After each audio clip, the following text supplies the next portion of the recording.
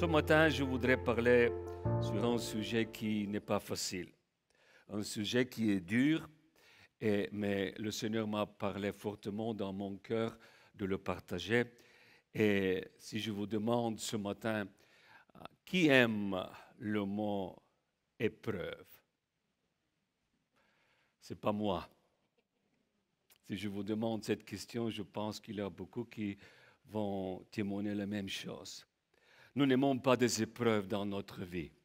Quand les épreuves arrivent, quand les épreuves frappent à nos portes soudainement, elles sont là et très souvent nous ne sommes pas même préparés pour faire face aux épreuves dans notre vie. Mais quand j'étais en train d'étudier ce sujet dans la parole, vraiment le Seigneur a mis un accent sur un aspect de ce sujet qui m'a interpellé beaucoup. Très souvent, nous nous focalisons sur le mauvais côté des épreuves. Très souvent, des circonstances négatives, des effets négatifs sur notre vie, des choses qui nous dérangent, des choses qui robent la paix, dérobent la paix de notre cœur, des choses qui sont là. Mais quand je lis la parole, le Seigneur m'a vraiment montré qu'il y a un bon côté des épreuves aussi. Et ce matin, comme vous allez voir sur le PowerPoint, je voudrais parler sur ce sujet, le bon côté des épreuves. Nous sommes maintenant tous dans la même situation. On passe par des épreuves, soit par la pandémie, soit par des autres choses personnelles. Mais est-ce qu'il y a quelque chose de bon qu'on peut prendre? Parce que c'est assez, le mauvais est là, on ne peut pas le nier. Le mauvais est là, le mauvais nous influence, mais est-ce qu'il y a quelque chose de bon qu'on peut trouver? Il y a un passage que je voudrais vous laisser ce matin, qui nous parle beaucoup, qui m'a parlé beaucoup aussi, l'Épître aux Hébreux, chapitre 10, verset 32 jusqu'au verset 39. Je voudrais lire ce passage qui nous parle de ce sujet. Souvenez-vous des premiers jours. Après avoir été éclairés, vous avez supporté un grand et douloureux combat. Tantôt, vous étiez publiquement exposés aux injures et aux persécutions. Tantôt, vous vous montriez solidaires de ceux qui se trouvaient dans la même situation. En effet, vous avez eu de la compassion pour moi dans ma prison et vous avez accepté avec joie qu'on prenne vos biens, sachant que vous aviez au ciel des richesses meilleures et qui durent toujours. Et on continue, le verset 35. N'abandonnez donc pas votre assurance, qui est porteuse d'une grande récompense. Oui, vous avez besoin de persévérance pour accomplir la volonté de Dieu, obtenir ainsi ce que vous êtes promis.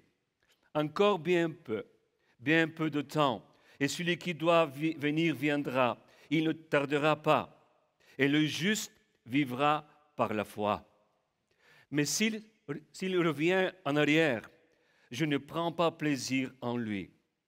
Quant à nous, nous ne faisons pas partie de ceux qui reviennent en arrière pour leur perte, mais de ceux qui ont la foi pour le salut de leur âme.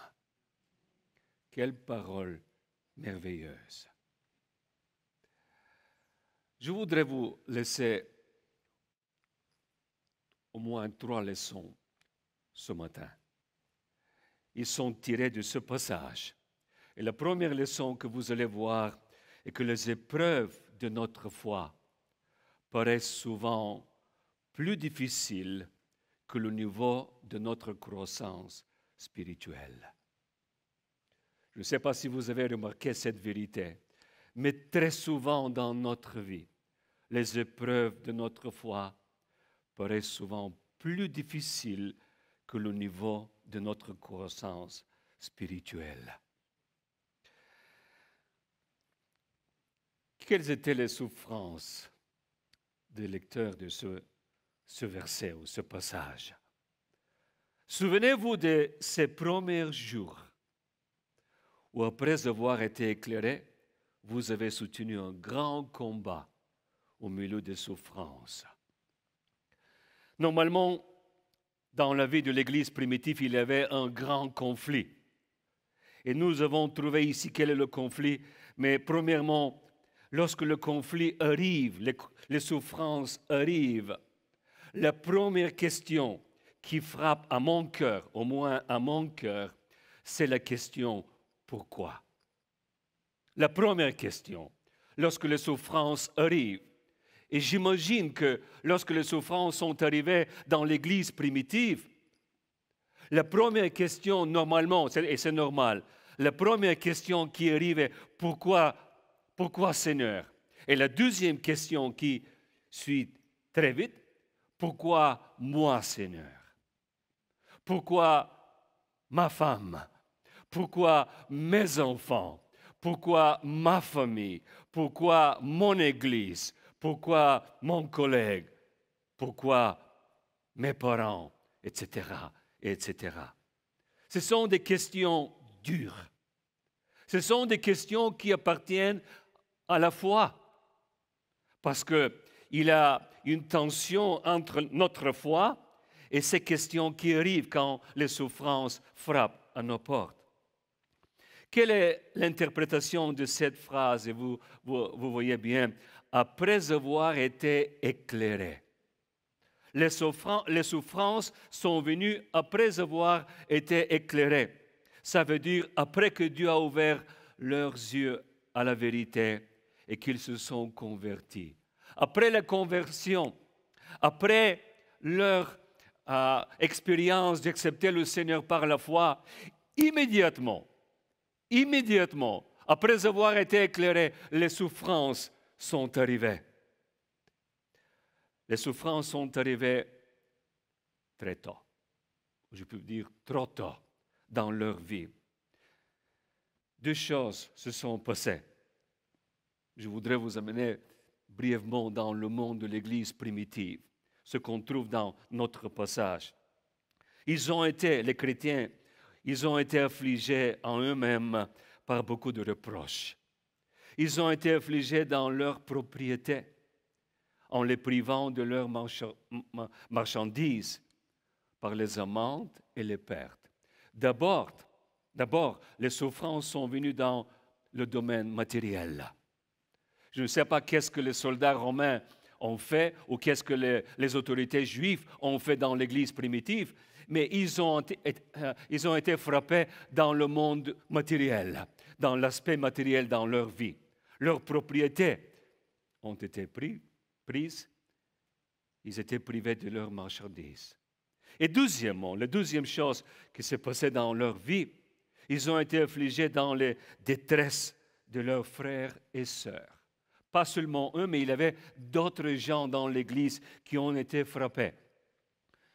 Nous trouvons dans notre texte, d'une part exposé comme un spectacle aux opprobles et aux tribulations, et de l'autre, vous associant à ceux dont la position était la même. Vous savez, l'esprit chrétien est un esprit de compassion. Nous avons le même esprit que Jésus nous a donné, le Saint-Esprit en nous. Et nous avons de compassion. Et à cause de cet aspect de notre vie chrétienne, ils ont vécu les souffrances, les persécutions, parce qu'ils sont allés dans les prisons pour aider les autres qui ont souffert dans leur vie chrétienne. Les chrétiens sont un corps, le corps de Christ. Et bien sûr, comme membres d'un corps, nous sommes là pour montrer la compassion, pour montrer l'aide qui est nécessaire aux autres. En effet, verset 34, vous avez eu de la compassion pour les prisonniers. Nous devons reconnaître la compassion que nos amis chrétiens ont montrée pour nous quand nous étions sous nos détresses. Cette attitude de reconnaissance devant le Seigneur pour ceux qui nous ont aidés, ceux qui ont montré une compassion pour nous. Quand les souffrances frappent à notre porte, elles ne nous demandent pas combien nous avons grandi dans le Seigneur. Je voudrais répéter cette phrase. Quand les souffrances frappent à notre porte, elles ne nous demandent pas combien nous avons grandi dans le Seigneur. Après avoir été éclairés, immédiatement, ce n'étaient pas les gens qui étaient mûrs dans leur foi. On ne peut pas prier, « Oh Seigneur, s'il te plaît, d'abord je dois grandir dans la maturité et après tu me donnes des souffrances. » Non. On ne peut pas dire, Seigneur, je voudrais aller étudier dans l'école biblique, grandir dans ma foi, obtenir les grades académiques, être bien établi, et après, Seigneur, tu me donnes des souffrances. Non, ce n'est pas biblique. Ce que je trouve ici, qu'on ne peut pas même dire, Seigneur, je voudrais assister aux grandes conférences, ou je voudrais être sous le ministère d'un grand prédicateur, de quelqu'un qui a une grande puissance de faire des choses. Non, pas du tout. Dans la vie de l'Église primitive, nous trouvons que ce sont des gens qui, après leur conversion, ils ont été frappés par des souffrances dans leur vie. Les souffrances ne sont pas le but de notre maturité. Les souffrances sont un moyen de grandir dans la maturité. Je voudrais répéter aussi ça, ce n'est pas dans mes notes, mais je crois que le Saint-Esprit me donne ça. Les souffrances ne sont pas un but ultime pour qu'on arrive on est dans la maturité. Les souffrances sont un moyen d'avancer et de grandir dans la maturité. Le combat que nous vivons dans notre vie est un moyen de vraiment nous mener vers cette maturité. L'Église vient d'être née. Le chapitre 2 du livre Actes et les tribulations, des persécutions et des épreuves diverses ont commencé. Très souvent dans notre vie, je crois que nous expérimentons, chacun de nous, cette vérité. Très souvent, je me trouve moi-même devant le Seigneur et je dis, Seigneur, cette souffrance est si grande. Et le niveau de ma foi n'est pas assez haut pour faire face à cette souffrance. Et dans un tel moment, j'entends la voix du Saint-Esprit en moi qui me dit, ma présence te suffit. Ma présence te suffit. Oui, bien sûr, le niveau peut-être de la foi n'est pas si haut pour rencontrer cette circonstance dans ma vie, circonstance négative, mais la présence du Seigneur est avec moi. La deuxième leçon que je voudrais vous laisser, pas seulement comme ça, mais la deuxième, vous pouvez lire sur l'écran, les épreuves de notre foi qui ont été passées avec succès produisent une confiance. Ce qu'on trouve dans le verset 35. N'abandonnez donc pas votre assurance à laquelle est attachée une grande rémunération. Chaque fois, lorsque nous passons par des circonstances négatives et on sort comme un vainqueur, ça nous donne une assurance que le Seigneur est avec moi et maintenant je me suis préparé pour la nouvelle étape dans ma vie. Je me suis préparé pour la nouvelle dimension que le Seigneur a pour moi, pour ma vie. C'est comme ça qu'on avance dans notre vie spirituelle. L'apôtre ou l'auteur de ce livre, il les exhorte de ne pas jeter leur confiance. C'est leur courage, leur hardiesse, mais de tenir la profession pour laquelle ils avaient tellement souffert auparavant. Il les encourage à ceci en les assurant que la récompense de leur confiance serait très grande un jour. À présent, Elle porte une récompense dans une paix et une joie. Elle porte aussi la présence de Dieu et sa puissance sur eux. Mais il aura une grande récompense un jour. Il leur montre comment la patience est nécessaire dans notre état actuel. Verset 36.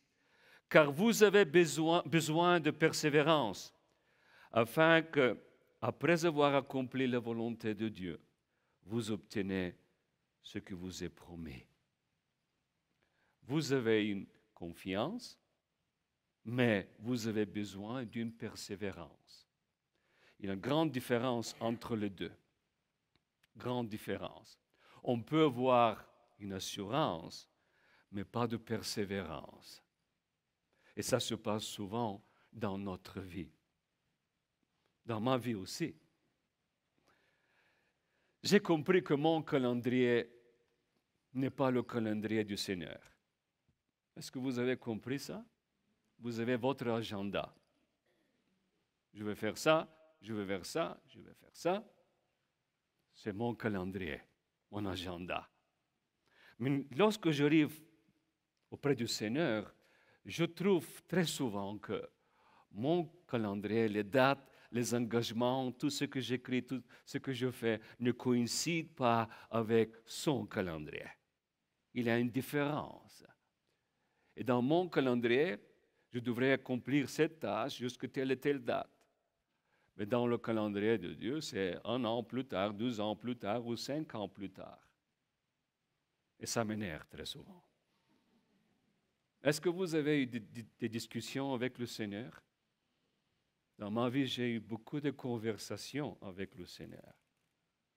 Mais je lui dis pourquoi, c'est selon ta volonté, mais pourquoi on doit ralentir des choses? Parce que je ne comprends pas toute la volonté du Seigneur. Et très souvent, j'ai l'assurance, mais je manque la patience et la persévérance.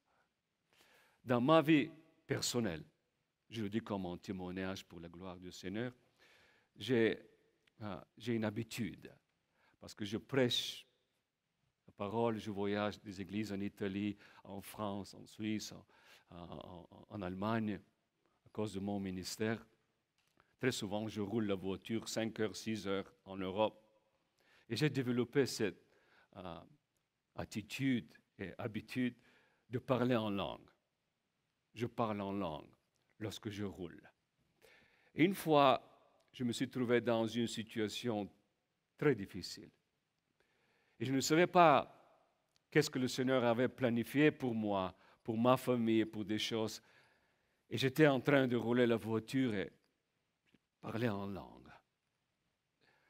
Et dans un moment, quand je parlais en langue, immédiatement j'ai prononcé une phrase compréhensible. La phrase était en anglais, mais la phrase était très compréhensible. Et c'était la phrase que le Seigneur m'a donnée entre la langue qui était étrange pour moi. La force est dans ta patience. J'ai parlé en langue et dans un moment, je prononce en anglais, the power is in your patience. La force est dans ta patience. Et j'ai continué de parler en langue. Mais c'était la réponse que le Seigneur avait pour moi. Après une période d'1 an, j'ai appris que c'était la parole du Seigneur pour moi. Je ne faisais rien d'autre, mais de patienter. Rien d'autre. Et j'ai découvert que la patience est une arme spirituelle. Est-ce que vous avez découvert ça? La patience, de pratiquer la patience est une arme spirituelle. Et par la patience, j'ai réussi de vraiment vaincre la situation par laquelle j'étais en train de passer. Il y a des gens qui ont l'assurance parce qu'ils ont vécu déjà les souffrances dans leur vie passée. Mais ils ont développer une assurance. Oui, je vais le faire, je le fais déjà. Il y a 10 ans, 5 ans, le Seigneur m'a donné vraiment la victoire et je vais le faire encore. L'assurance est là. Mais on doit apprendre la persévérance. Et très souvent, beaucoup de travail dans l'Église a été détruit à cause du manque de persévérance, du manque de patience devant le Seigneur. La force de notre confiance doit nous aider à se focaliser sur notre tâche. C'est la deuxième chose que je trouve ici. Vous avez besoin de persévérance pour accomplir la volonté de Dieu et obtenir ainsi ce qui vous est promis. La promesse que nous avons du Seigneur est notre tâche. Je ne sais pas si vous avez reçu des promesses personnelles quand vous êtes en train de lire la parole ou parler une parole prophétique ou parler quelque chose dans la prédication, dans la prière. J'ai reçu ça dans ma vie et je le dis avec beaucoup de soucis parce que parfois il y a des choses qui ne sont pas vraies. On doit voir vraiment et tester des choses, ce qui vient du Seigneur. Mais ce qui vient du Seigneur, comme une promesse, comme quelque chose que le Seigneur nous a donné, c'est notre tâche. La promesse devient notre tâche. Parce que la promesse nous parle d'une confiance.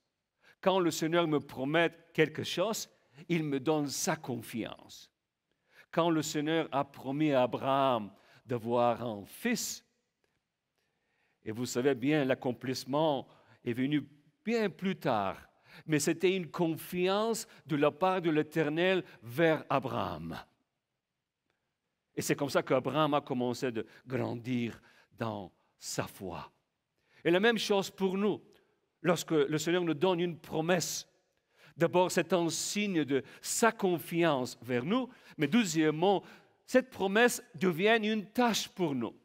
Et ce que nous trouvons ici dans notre verset, et l'accomplissement de cette tâche prend du temps. Faire la volonté de Dieu et ne pas chercher un raccourci pour la promesse. D'abord, le peuple de Dieu doit faire sa volonté, comme on est écrit ici, et après recevoir la promesse. L'accomplissement de cette promesse prend du temps. Ce n'est pas seulement le calendrier de Dieu qui est important, mais aussi la nature de notre tâche qui est très important.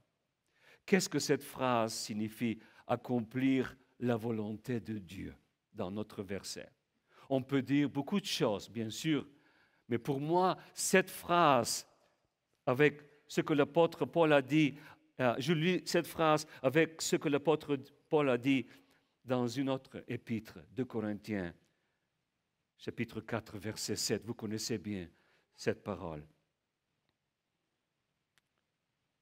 Il a combattu le bon combat. Il a terminé la course. C'était sa tâche. Quand je vois comment les années avancent, je dis, Seigneur, le jour viendra lorsque je serai comme l'apôtre Paul, je vais regarder ma vie et je vais dire, qu'est-ce que je laisse derrière moi? Comme un héritage pour l'Église, comme un héritage pour l'école biblique, là où je sers le Seigneur, comme un héritage pour mon épouse, comme un héritage spirituel pour mes enfants. Qu'est-ce que je laisse derrière moi? C'est ma tâche. Et en regardant ma tâche, ça définit quelle vie je dois vivre sur cette terre. Quel ministère je dois exercer. Qu'est-ce que je dois faire dans ma vie pour faire cette tâche la priorité dans ma vie. Verset 38 nous dit, « Le juste vivra par la foi, mais s'il revient en arrière, je ne prends pas plaisir en lui. » Est-ce qu'il y a quelque chose que je voudrais vous demander? Je sens que le Saint-Esprit me pousse de vous demander cette question. Est-ce qu'il y a quelque chose dans votre vie personnelle qui essaie de vous écarter de votre tâche, qui essaie de vous éloigner de la promesse du Seigneur dans votre vie. Ça peut être un doute, ça peut être une personne qui vous influence avec une influence négative pour votre foi. Ça peut être des relations rompues qui affectent votre marche avec le Seigneur. Ça peut être quelque chose qui est là, peut-être un péché qui n'est pas confessé devant le Seigneur. On peut dire, on peut énumérer beaucoup d'autres choses. Mais on peut se demander, je dois vivre par la foi. Est-ce que je reviens en arrière dans un aspect dans ma vie? Parce que c'est la tâche qui définit notre vie spirituelle. Et après avoir accompli la volonté de Dieu, nous avons besoin de patience, d'attendre le temps quand la promesse sera accomplie. Pour aider leur patience, l'auteur les assure de la venue proche de Jésus-Christ, qui va nous délivrer de chaque souffrance. Lorsque vous et moi, nous traversons par des moments difficiles dans notre vie, souvenez-vous toujours que la fin n'est pas encore arrivée. La fin n'est pas encore arrivée. Il y a un grand événement qui va se passer. C'est la venue de notre Seigneur Jésus-Christ. Et nous devons mettre chaque souffrance dans cette perspective. Le danger que j'ai dans ma vie, peut-être vous expérimentez la même chose. Le danger que j'ai dans ma vie est que je mets mes souffrances dans la perspective d'aujourd'hui. Ou je mets mes souffrances dans la perspective de cette semaine. Je mets mes souffrances dans la perspective de ce mois, ou le mois de décembre, ou la fin de l'année. Le Seigneur regarde vos circonstances et mes circonstances dans la lumière de sa venue, dans la lumière de son calendrier. Et en sachant cette vérité spirituelle, ça doit nous encourager d'aller en avant, ça doit nous encourager de marcher par la foi, ça doit nous encourager de grandir dans notre foi et mettre l'accent sur la tâche que le Seigneur nous a confiée. Encore un peu, nous dit verset 37. Encore un peu de temps. Celui qui doit venir viendra et il ne tardera pas. C'est une perspective, on le dit dans le domaine de théologie, c'est une perspective eschatologique.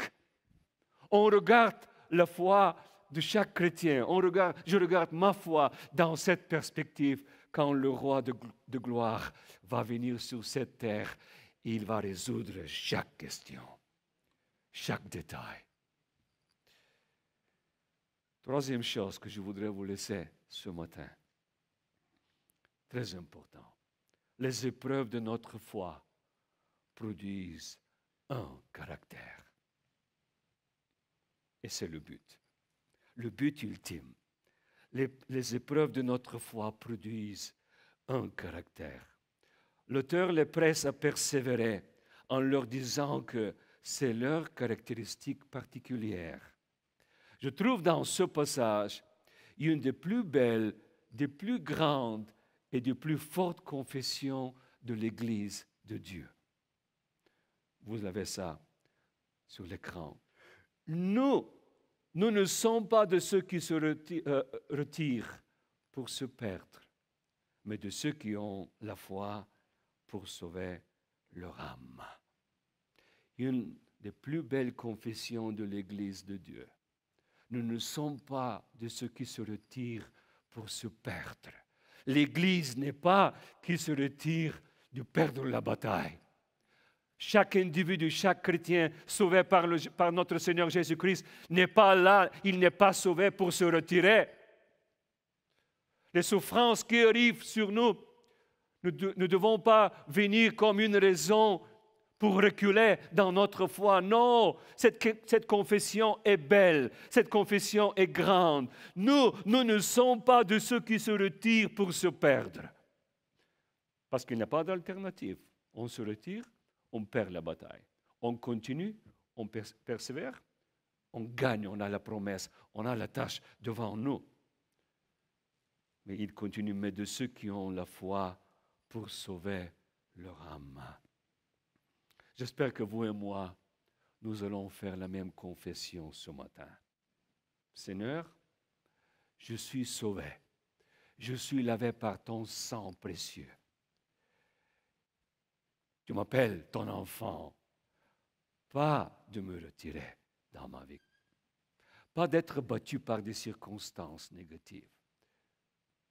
Pas d'être submergé par des pensées négatives, des pensées de doute.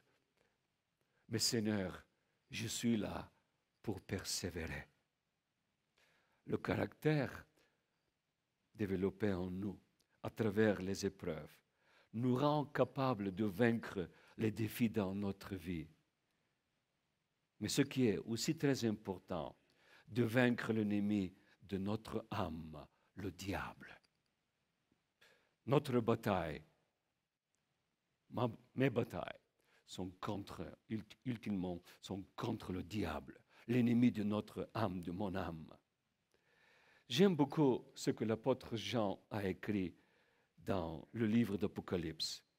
Regardons bien l'Apocalypse, chapitre 12, verset 10 jusqu'au verset 12.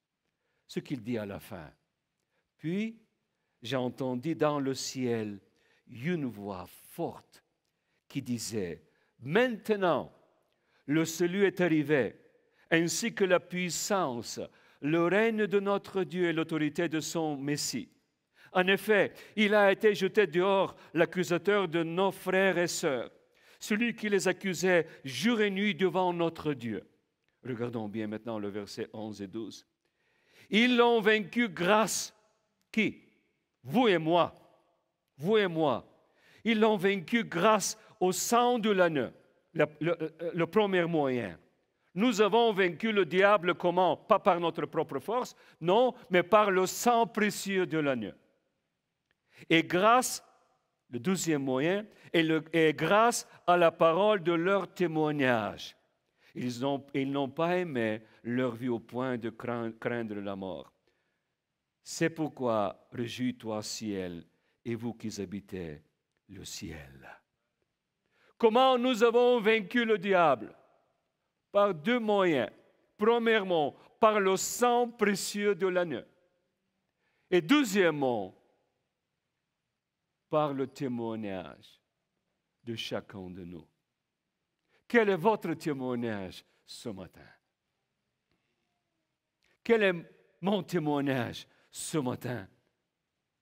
Le témoignage d'un caractère bien établi, même ayant passé de nombreuses souffrances dans ma vie. On est là. On est encore là. On est encore dans le Seigneur. On est encore dans la foi. On persévère et on continue. Nous avons, ce matin, ce que nous avons fait la première partie. Nous avons fêté ensemble notre victoire, la victoire dans le sang de l'agneau. C'est lui qui nous a rachetés. C'est lui qui a prononcé que nous sommes des vainqueurs en lui dans les batailles. Mais deuxièmement, nous avons aussi une responsabilité. Nous devons avoir notre propre témoignage d'un caractère qui est mûr, qui a grandi à travers de chaque circonstance que nous avons vécue dans notre vie. Les vainqueurs dans ce passage, c'est vous et moi. Est-ce que nous pouvons dire ce matin, Seigneur, c'est le camp de tes vainqueurs. C'est le groupe de tes vainqueurs. Comment nous pouvons être qualifiés comme ces vainqueurs? Notre témoignage. Merci Seigneur pour le salut. Merci Seigneur pour ton sang précieux. Merci Seigneur pour le sacrifice que tu as fait sur Golgotha. Merci Seigneur parce que tu as fini tout. Ce qui me reste maintenant est de témoigner que j'appartiens à toi et que je vis ma vie par la foi. N'importe quelle circonstance, n'importe quelle souffrance, je persévère. J'ai cette assurance et je persévère jusqu'à ce que j'arrive au moment de Apocalypse 12, versets 10 et 12. Et un jour, je viendrai dans ta présence et je vais prononcer le témoignage final. Le témoignage final. Vous et moi, on est en train de bâtir notre témoignage chaque jour. Aujourd'hui, nous sommes en train de bâtir notre témoignage. Demain, nous serons en train de bâtir notre témoignage. Mardi, mercredi, jeudi, prenez les jours que le Seigneur nous donne. Nous sommes toujours dans le processus de bâtir, d'établir, de construire notre témoignage. Mais le jour viendra quand chacun de nous aura cette possibilité de voir prononcer, de voir publier notre témoignage final. Seigneur, j'ai été avec toi 40 ans sur cette terre. Seigneur, j'ai été avec toi 5 ans sur cette terre. Mais Seigneur, c'est mon témoignage. C'est mon témoignage. Je te remercie, Seigneur, pour ton sang précieux. Je te remercie aussi pour ta présence. Et aujourd'hui, je suis dans l'éternité avec toi à cause aussi de mon témoignage.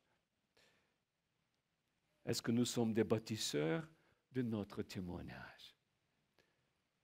Très important. Le caractère développé en nous à travers les épreuves détermine nos actions actuelles et nos actions futures. Regardez bien cette confession. L'auteur de cette épître ne met pas l'accent sur ce que nous allons faire, mais il met l'accent sur ce que nous allons être. Pas ce que nous allons faire, mais ce que nous allons être. Nous ne sommes pas de ceux qui se retirent pour se perdre, mais de ceux qui ont la foi pour sauver leur âme. Regardez le caractère. Bien sûr, ce que nous faisons est très important, mais ce que nous sommes est plus important. Ce que je fais dans ma vie est très important, très important. Le ministère que le Seigneur m'a accordé est très important. La prédication, les prières, le soin pour les étudiants, pour les chrétiens, le leadership, toutes ces choses sont très importantes. Mais il y a une chose qui est plus importante. Qui suis-je? Devant le Seigneur, est-ce que j'ai un caractère qui correspond à ma foi? Est-ce que j'ai une personnalité qui reflète la personnalité de mon Sauveur, Jésus-Christ? Ce qui reste pour nous ce matin est de vivre ces trois choses dans notre vie. Je voudrais terminer. Quand j'étais en train de préparer ce message, j'étais dans la prière et le Seigneur m'a parlé très clairement. Je sais quand ma chair parle et je sais quand le Seigneur parle.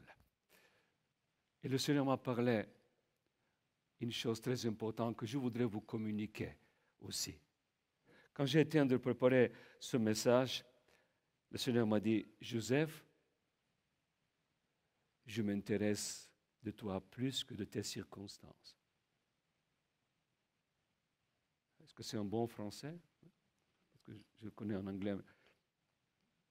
Je me suis intéressé en toi plus que dans tes circonstances.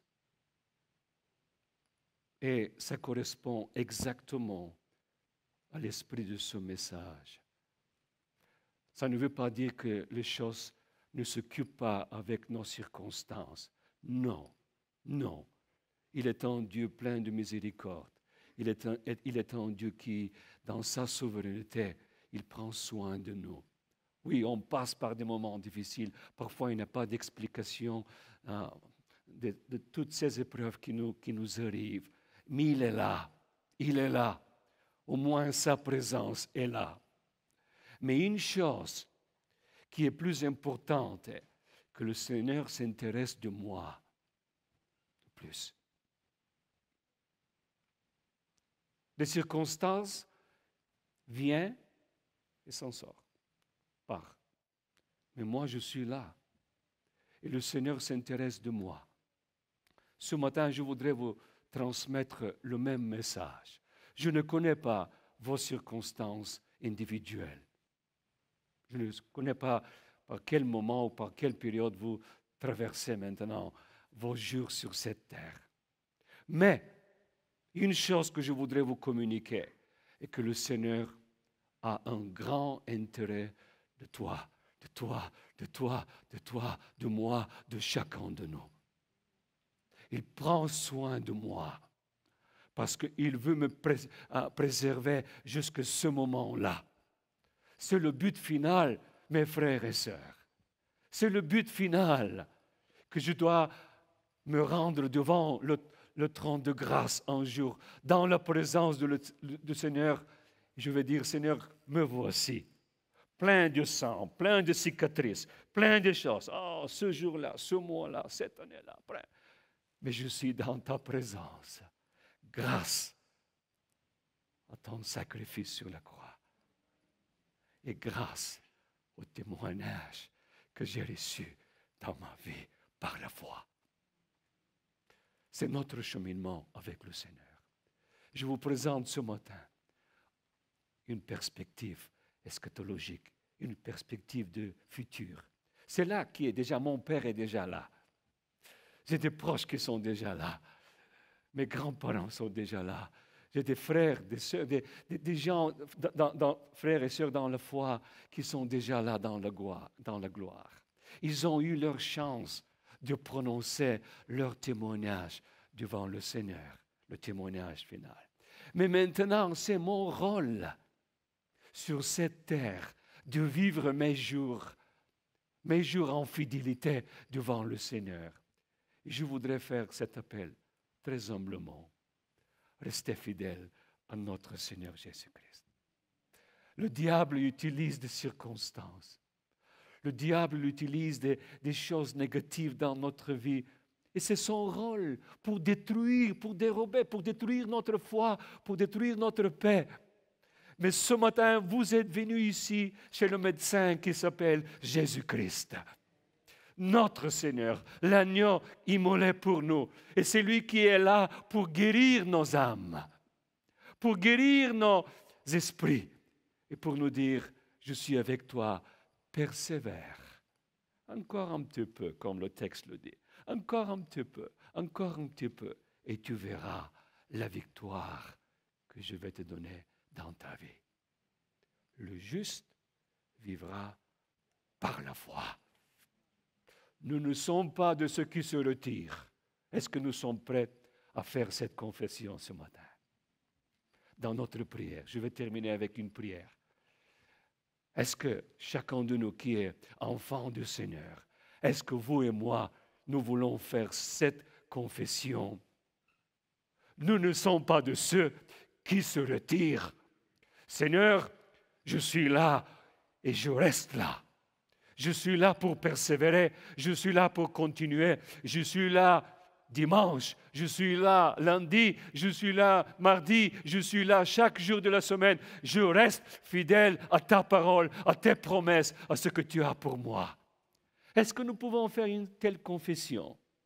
Ce serait une belle confession que le ciel entendra de nous ce matin. Est-ce que vous pouvez vous lever et nous allons terminer avec une prière. Seigneur Jésus, nous te remercions pour cette parole. L'Église primitive a vécu ces moments. L'Église primitive a vécu des périodes de persécution, de souffrance, des périodes quand les soldats romains, les soldats juifs, les autorités juives sont venus dérober leur paix, dérober leur propriété et des choses dans leur vie, Seigneur, les persécuter, même mettre quelques-uns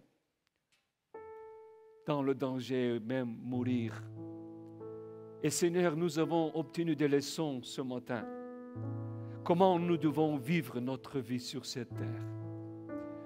Seigneur, notre Église, nous voulons proclamer ta victoire ce matin.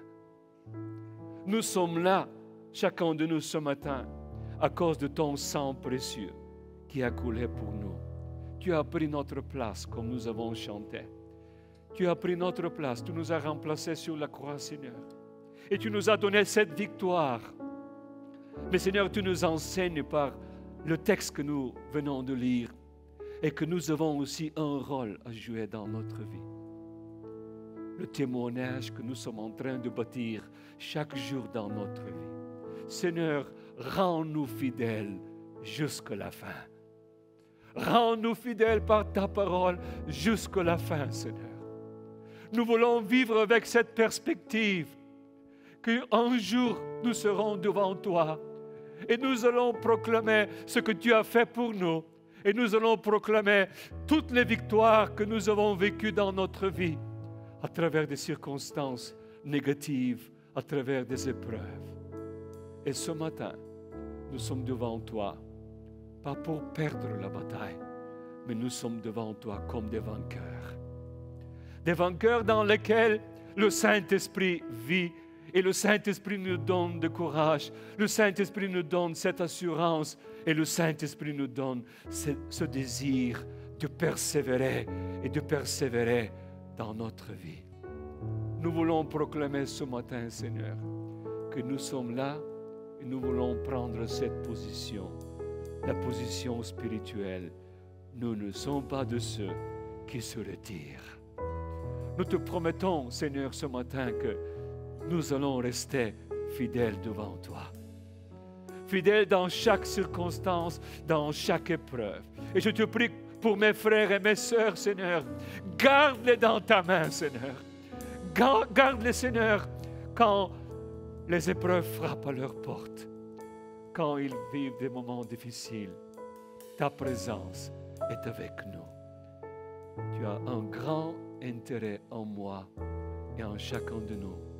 Et nous te remercions, Seigneur, pour ce que tu fais dans notre vie. Bénis cette parole, Seigneur. Donne cette parole comme un fondement sur lequel nous pouvons bâtir notre foi et grandir et se voir des vainqueurs. Au nom de Jésus-Christ. Amen. Amen. Que le nom du Seigneur soit loué, soit béni.